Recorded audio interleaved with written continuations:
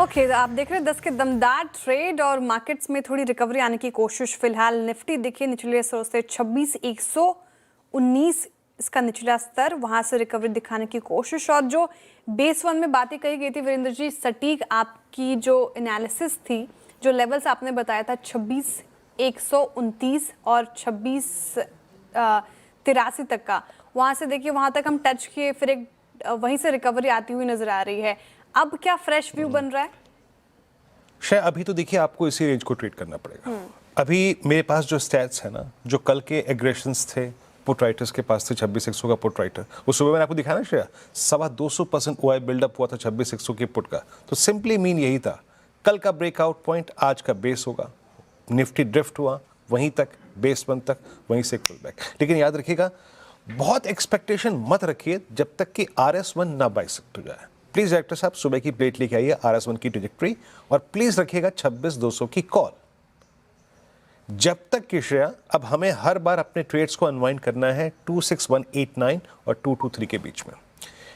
Considering the fact it's expiry day और 26,200 से सबसे बड़े कॉल आइटम है, प्लीज रखिएगा कॉल।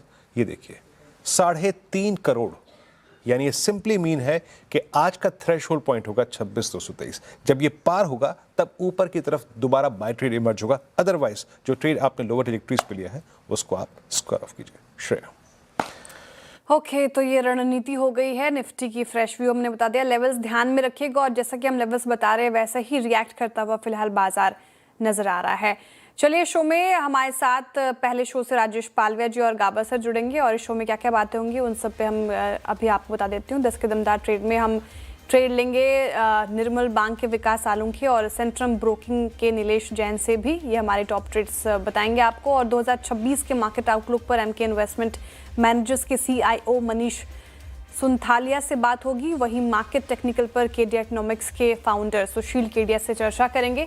साथ ही सीमेंट सेक्टर पर मेगा मर्जर से सीमेंट सेक्टर की तस्वीर कैसे बदलेगी, ये बताने के लिए आशीष चतुर्वेदी जुड़ेंगे। तो चलिए अब ट्रेड्स की शुरुआत कर लेते हैं। मार्केट पर हमने बात कर ली। विकास जी, गुड मॉर्निंग, स्वागत है आपका कार्यक्रम में। बताइए इस वक्त के 2 ट्रेड्स क्या होंगे आपके?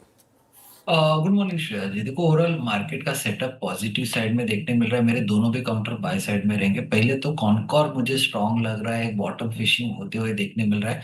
लास्ट 3 ट्रेडिंग सेशन में यहाँ से एक अच्छी पुल बैक रैली देखने मिली। 510 के ऊपर अभी ये फिलहाल ट्रेड करते हुए देखने मिल रहा है।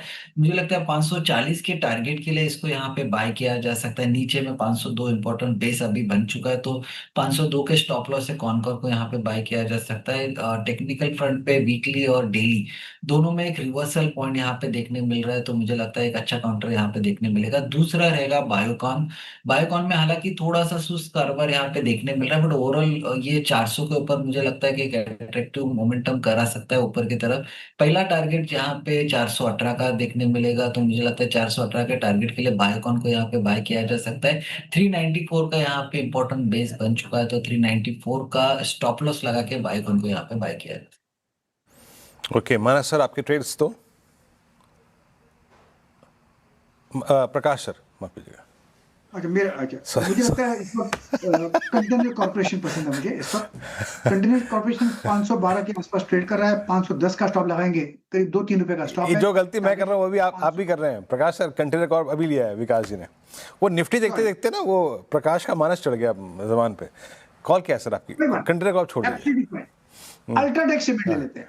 11,635 पे ट्रेड कर रहा है। 11,550 का स्टॉप लगा देंगे। Target 11,775 UltraTech cement. उसके बाद देखते हैं दूसरा स्टॉक, वो है एम्फेसिस। एम्फेसिस में 2904 के आसपास ट्रेड कर रहा है। स्टॉप लगाएंगे करीब 2885 का। Target 2940 emphasis. Okay, UltraTech cement space में अच्छी बाइंग और एम्फेसिस, ये प्रकाश गाबा की 2 पिक हो गई। अब राजेश पालविया जी, आप बताइए आपकी 2 पिक क्या होगी? तो श्रेया जी, पहला स्टॉक फार्मा स्पेस से पसंद आ रहा है, और उसमें हमें लगता है डिवीज लैब पे यहाँ पे फोकस किया जा सकता है। ये स्टॉक अब अपने 20 डे मूविंग एवरेज को निगोशिएट करते हुए दिख रहा है, और एक कंसोलिडेशन के बाद यहाँ पे एक ब्रेकआउट की तैयारी होते हुए दिख रही है। तो हमें लगता है स्टॉक में नियर टर्म चार्ट पे स्ट्रेंथ है।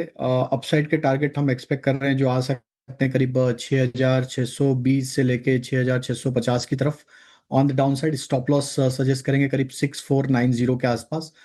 और जो दूसरा स्टॉक हमें यहाँ पे पसंद आ रहा है वो है 361।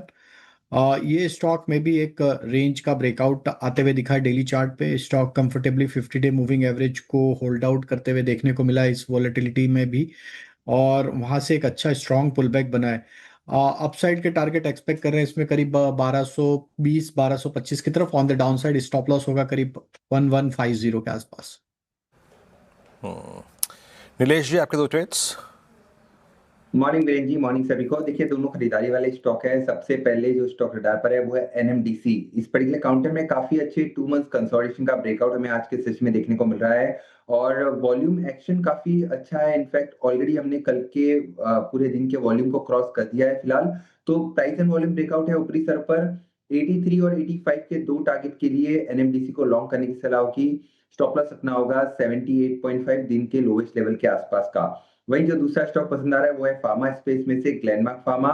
लगातार पिछले 3-4 दिनों से काफी अच्छा मोमेंटम हमें यहाँ पर देखने को मिल रहा है। उसके चलते यहाँ पर एक फॉलोअप में ऊपरी सरों पर 2120 से 2150 तक का हमें देखने को मिल सकता है। 2045 का स्टॉप लॉस रख के ग्लेनमार्क को लॉन्ग करने की सलाह होगी। 2100 से 2130 तक की अपसाइड यहाँ पर देखने को मिल सकती है। ओके, चलिए यहाँ पे टेक्निकल्स बातचीत थी यहाँ पे जो हुई हमारी 4 मेहमानों से, वो आपके स्क्रीन पे है कॉल्स। अब एक काम करते हैं, प्रोस्पेक्टिव नजरिया आज के एक वरिष्ठ विशेषज्ञ, बाजार की जानकार और Shri Manish Sinthoria, CIO MK investment managers के हमारे जुड़े हैं आउटलुक 2026 में। मनीष जी नमस्कार, कार्यक्रम में स्वागत है। मैं अपनी अग्रिम शुभकामनाएं आपके लिए 2026 की पेश करता हूं और इस डिस्कशन को शुरू करता हूं। ईश्वर करे आपके लिए, आपके क्लाइंट बेस के लिए, सबके लिए मंगलमय रहे ये साल। एक जुझारूपन रहा 2025 में, और आप देखिए मनीष जी, कल हम इस मंच पे यही बात कर रहे थे कि कितने ट्रिगर्स थे इस साल, चाहे वो GST कट हो, इनकम टैक्स कट हो, रेट कट्स हो, कट्स की बहार थी, बट स्टिल अभी तक हम अपने प्रीवियस हाई को सिर्फ रीगेन कर पाए हैं। 2026 मोटे तौर पे आपको लग कैसा रहा फॉर इक्विटीज? देखिए, अर्निंग्स ग्रोथ 2025 में बेसिकली 10% के आसपास होगा, और जो कट्स हमारे हुए हैं, income tax cut, GST cut, interest rate cut, सब कट्स का फुल ब्लोन बेनिफिट हमें 2027 फिस्कल ईयर में देखने को मिलेगा, बेसिकली कैलेंडर ईयर 2026 में देखने को मिलेगा। तो आशा तो यही है कि ये जो हमारा जो मार्केट का लेवल्स है, ये आने वाले दिनों में एटलीस्ट 15% यहाँ से ऊपर देखने को हमें मिलना चाहिए FY27 के एंड में। एंड बेसिकली मैथ्स एकदम सिंपल है कि आपकी अर्निंग्स ग्रोथ FY27 में एटलीस्ट आपकी 13-14% होनी चाहिए। और सिंस मार्केट के वैल्यूएशन बहुत ज़्यादा एक्सपेंसिव नहीं है, मार्केट कैप या मार्केट के लेवल्स भी 15% यहाँ से ऊपर जाने चाहिए। सो बेसिकली 29-30 हज़ार के लेवल्स निफ्टी 50 हमें देखने को मिलना चाहिए FY27 के end. Okay Manish ji, good morning. Shreya बात कर रही हूँ। काफ़ी ऑप्टिमिस्टिक और पॉजिटिव साउंड कर रहे हैं आप 2026 के आउटलुक को लेकर। लेकिन सर, मेरा सवाल आपसे ये कि पिछला साल प्रेशियस मेटल्स के लिए काफ़ी अच्छा रहा और आज भी देखिए गोल्ड एंड सिल्वर हाइज पर हैं। क्या 2026 में भी कमोडिटीज़ स्पेशली प्रेशियस मेटल्स में अच्छी कमाई होगी? क्या है आपका नज़रिया? देखिए, anything peg to the US dollar, चूंकि US डॉलर की प्रॉब्लम्स अभी खत्म नहीं हुई है, US डॉलर अभी भी वीक है अदर इंटरनेशनल करेंसीज के बनिस्बत, and since gold and silver and copper and every other metal is peg to the US dollar, और US डॉलर की जब तक परेशानी बनी रहेगी तब तक गोल्ड एंड सिल्वर में तेजी बनी रहेगी। मेरा तो मानना यही है कि किसी भी क्लाइंट के पोर्टफोलियो में एटलीस्ट 10 से 15% गोल्ड या सिल्वर होनी चाहिए। And from that point of view अगर आप पूछे कि क्या मिक्स होना चाहिए, तो गोल्ड 70% होना चाहिए, सिल्वर 30% होना चाहिए। तो आज के डेट में भी ये mix in anybody's portfolio should be there. मेरा तो यही मानना है गोल्ड और सिल्वर यहाँ से भी ऊपर जाएगा, and this is not due to any fundamental reason, ये सिर्फ एक हेज है। एंड US डॉलर जब तक कमजोर रहेगा, और चूंकि वहाँ की जो आर्थिक स्थिति है बहुत ज़्यादा कोई अच्छी नहीं दिखाई दे रही है, so from that point of view मुझे तो यही लगता है कि ये अच्छा हेज रहेगा अगेंस्ट द US डॉलर। तो जो पहला प्रश्न श्रेया ने पूछा कि गोल्ड सिल्वर प्रीशियस मेटल्स आपके पोर्टफोलियो में रहे, तो मनीष जी का मानना है हाँ, 2026 में भी एटलीस्ट 10 to 15% इसको अपने पोर्टफोलियो का हिस्सा बनाइए, इनका खुद का अप्रिसिएशन एंड हेज बोथ। अच्छा मनीष जी, आप ये देखिए, जैसे कि हम बात कर रहे थे कि substantial rate cuts, PSU banks ने बहुत स्ट्रॉन्ग रिएक्शन दिया, मोर और लेस पूरा प्राइवेट बैंक ठंडे पड़े रहे, बट इस साल के अंत तक आते आते एनबीएफसीज में उस श्रीराम फाइनेंस की डील ने सडनली, अगर आप देखें इस एमएनए एक्टिविटी ने सभी इन्वेस्टर्स को टोस पे खड़ा कर दिया। एक बड़ा इन्वेस्टर आया, बड़ी कैपिटल कंपनी में आएगी। आपका टेक क्या है? एनबीएफसीज, बैंक्स में पीएसयूज प्राइवेट, आप किसको चेस करेंगे considering risk reward ratio and more specially that growth factor? Rate sensitive सब सेक्टर्स जो आपने कहा वो सब रेट सेंसिटिव में आते हैं। तो बेसिकली बैंक्स भी रेट सेंसिटिव में आते हैं, NBFCs, automobiles, real estate, insurance, these are all connected to interest rates in the system. So from that point of view, ये सब tailwind sectors हैं. And within the banking sector, obviously valuation comfort public sector bank में बहुत ज़्यादा थे, और आप उनकी अगर ट्रेजेक्ट्री देखें अर्निंग्स ग्रोथ की, वो भी मेरे हिसाब से तो बेटर रहेंगी प्राइवेट सेक्टर के कंपेरिजन। नॉट टू से कि प्राइवेट सेक्टर बैंक में ग्रोथ नहीं रहेगी, पर फास्टर ग्रोथ पीएसयू बैंक में हमें देखने को मिलेगा, और ये हमको Q3 के नंबर्स में ही देखने को मिलेगा। And from that point of view, you know, banking as a whole should do well, both private as well as public. अब जो एनबीएफसीज की बात करें, जापानीज इन्वेस्टर्स काफ़ी कुछ इंटरेस्ट दिखा रहे हैं। येस बैंक में भी उन्होंने स्टेक लिया, अभी एनबीएफसी श्रीराम फाइनेंस में भी स्टेक लिया, और अगर आप वैल्यूएशन देखें, you know, Shriram finance with other financiers, NBFCs like your Chola etcetera, बहुत डिस्काउंट पर है। तो अगर आपको अच्छी ग्रोथ मिल रही है और वैल्यूएशन कंफर्ट है विज़ावी पीयर्स, तो यहाँ पर भी टेलविंड है।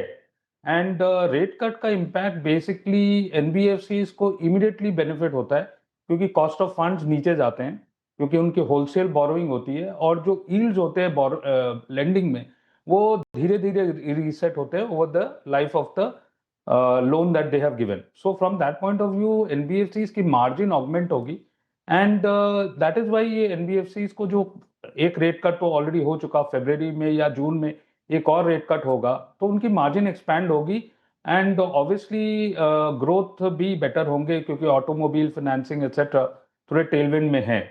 So growth and valuation point of view से entire rate sensitive is positive, and because foreigners की इंटरेस्ट जागृत हो रही है एनबीएफसीज बैंक्स में, तो ये एक सेक्टर आने वाले दिनों में अच्छा खासा पॉजिटिव दिखाने की गुंजाइश है।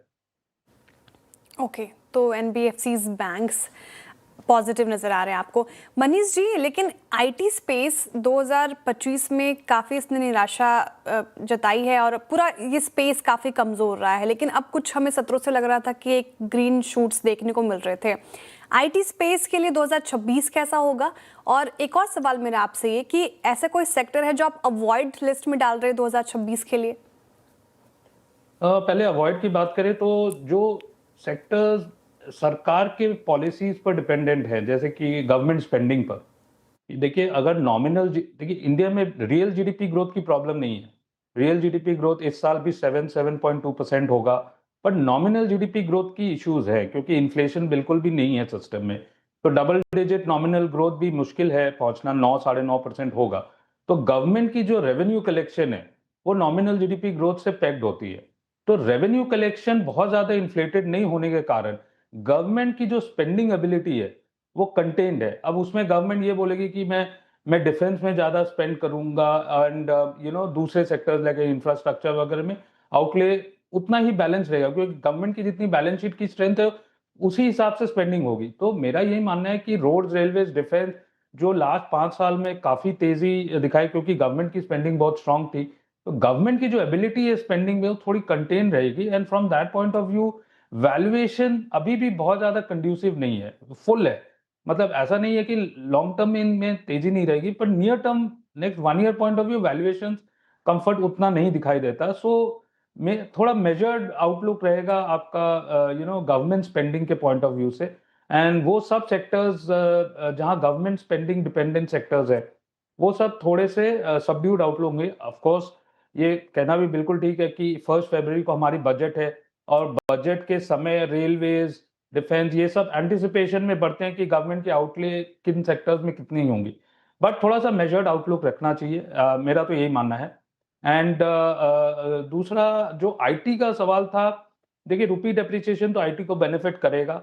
एआई की जो नैरेटिव है कि एआई स्पेंडिंग या तो बबल जोन में है या नहीं है, इंडिया जो है नया टेक्नोलॉजी को अराउंड अडेप्ट अपने आप को करता है, और जो यूज केसेस हैं एआई के, वो हमारे जो establish third party IT vendors है जैसे टीसीएस, इन्फोसिस, आप देख रहे हैं कि एआई अडॉप्शन और उनकी जो रेवेन्यू कैपेबिलिटीज है वो धीरे धीरे बढ़ रही है उन सेक्टर्स में।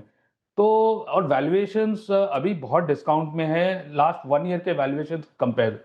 तो एक वैल्यू प्ले है आईटी, बहुत ज़्यादा कोई रनअवे नहीं होगा, बट मेरे हिसाब से worst is over for the IT space and धीरे धीरे अपवर्ड ट्रेजेक्टरी की तरफ बढ़ना चाहिए। एकदम राइट ऑफ नहीं किया जा सकता आईटी स्पेस को एआई के एनवायरनमेंट में, but pick and choose definitely रहेगा। पिक एंड चूज डेफिनेटली रहेगा। मनीष जी बहुत बहुत शुक्रिया, और एक बार फिर से अग्रिम शुभकामनाएं आपको नववर्ष की, और डेफिनेटली आपसे बजट के बाद बजट की बारीकियों को डिकोड करने के लिए ज़रूर बातचीत करेंगे। तब तक के लिए आपको शुभकामनाएं and have a good day sir. चलिए अब चलते हैं सुशील केडिया जी के साथ। Thank you sir, thank you. Sushil Kedia ji के साथ आज हमारे साथ जुड़े हैं। सुशील जी नमस्कार, कार्यक्रम में स्वागत है। आपको भी सबसे पहले हम अग्रिम शुभकामनाएं दे देते हैं नववर्ष की। अब नववर्ष की बात छिड़ी है 2026 की, थोड़ा आपसे यही बात करते हैं। ये बाजार के चार्ट्स, ग्लोबल मार्केट के चार्ट्स, यूएस के चार्ट्स, कुछ महत्वपूर्ण इंडेक्सेस के चार्ट्स प्लेस्ड कैसे हैं, वो हमको क्या दे रहे हैं 2026 के लिए?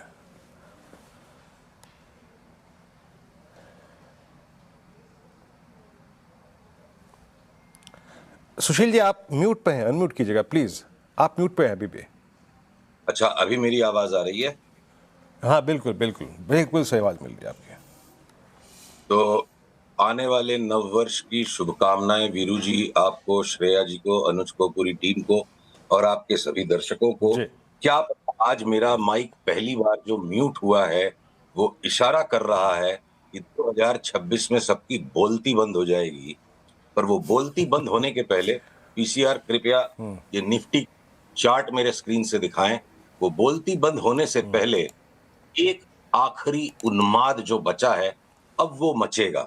जो मेरी अनुज की वार्ता में पिछले 3-4 महीने में हम लगातार ये बात करते आए कि वीरे दी वेडिंग जैसा माहौल बन जाएगा, और ये इंडेक्स के निफ्टी के जो हेवीवेट स्टॉक्स हैं, ये फूफे लोग हैं, ये ज्यादा नाचेंगे वाचेंगे नहीं, ये मुंह फुलाएंगे। बड़ी बड़ी मलाई 50%, 70% की चाल इंडेक्स के बाहर वाले स्टॉक्स में आएगी। तो देखिए मेरी स्क्रीन पर ये जो प्रोजेक्शन है कि होली तक हम हंगामा मचा चुके होंगे, और उसके बाद जो चाल आएगी 27,800 या 28,300 से, वो बोलती बंद करवा देने वाली चाल वापस आएगी। 28,000 से हम गिरेंगे सीधे औंधे मुंह वापस 23,000 या 22,500 तक। तो ये हमारा निफ्टी का मानचित्र है।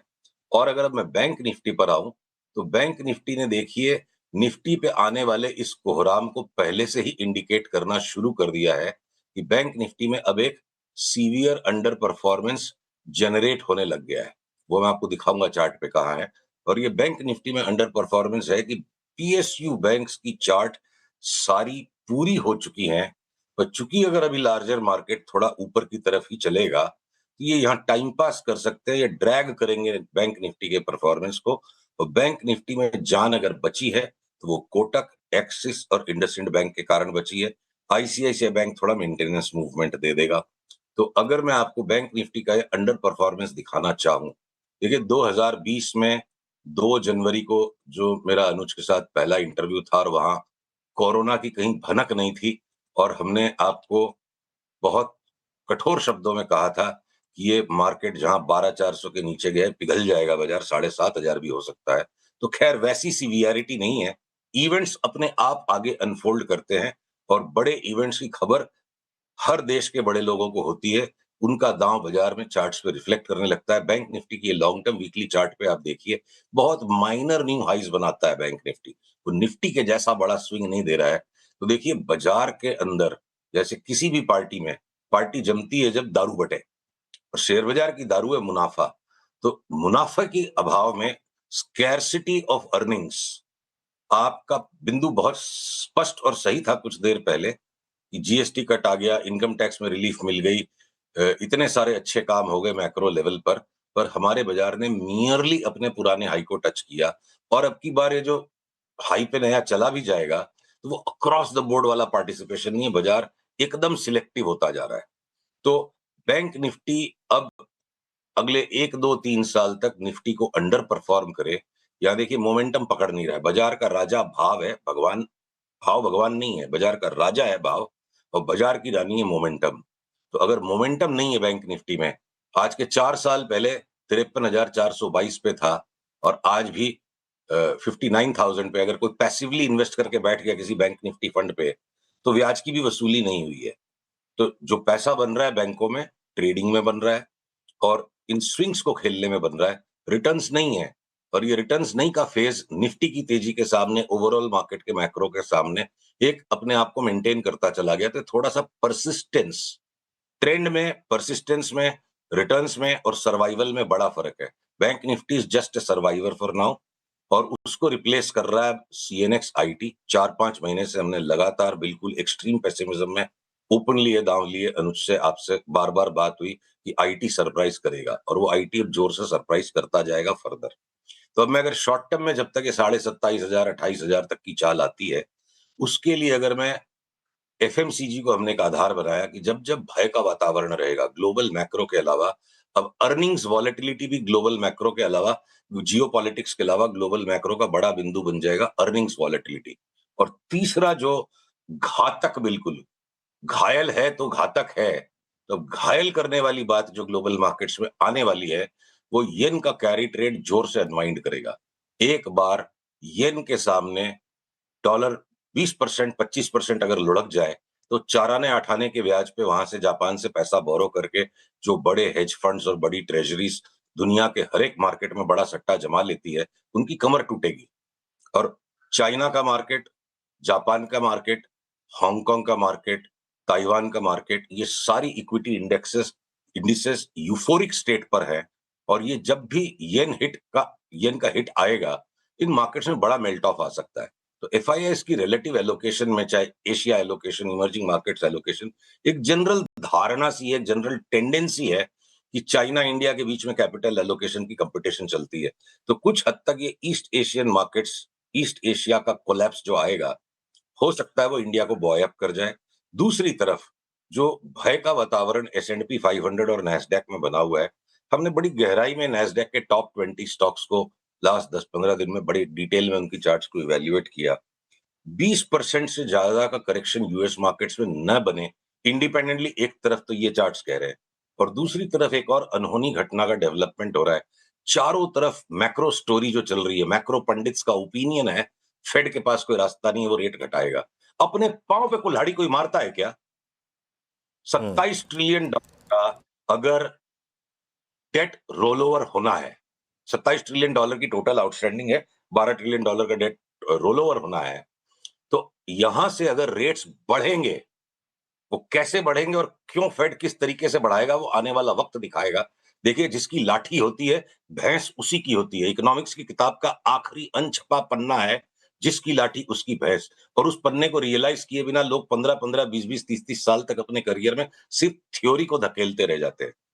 तो 20% अगर 10 ईयर बॉन्ड की चार्ट कोलैप्स करने के लिए रेडी है, और यहां से 4.25 4.5% वाली यील्ड बढ़ के 5.5 हो जाए, अक्रॉस द बोर्ड पूरा यील्ड कर्व अगर बढ़ेगा, ये बेट हर एक यील्ड कर्व की चार्ट पर ड्यूरेशन की यील्ड पे है। तो दो बातों को हम कंबाइन करते हैं।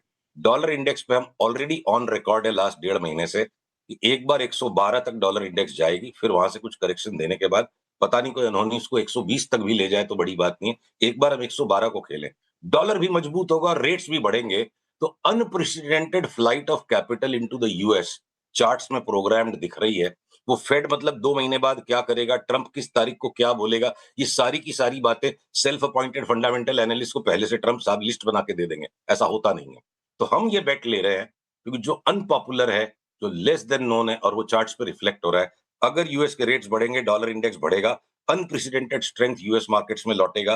और इस बिंदु को जोड़िए कि 20% से ज्यादा का करेक्शन नैस्डैक के टॉप 20 स्टॉक्स नहीं दिखा रहे हैं, तो संसार का सर्वाइवर वापस से यूएस ही बनेगा। जिस यूएस को लेके लोग दुखी हैं, कितना बड़ा टैरिफ का मैनेजमेंट उन्होंने करके अपने व्यापार घाटे को कितना लिमिटेड कर लिया। तो एक बार बातों को समेटे ग्लोबल मैक्रो की साइड से, डॉलर की तेजी, जापानीज येन का पेंडिंग कोलैप्स जो 2 महीने 3 महीने बाद आ सकता है, एशियन मार्केट्स का मेल्टडाउन पेंडिंग है, एक्सट्रीम फ्रेंजी के स्टेट में है वो, और इंडिया इन सबके बीच में है।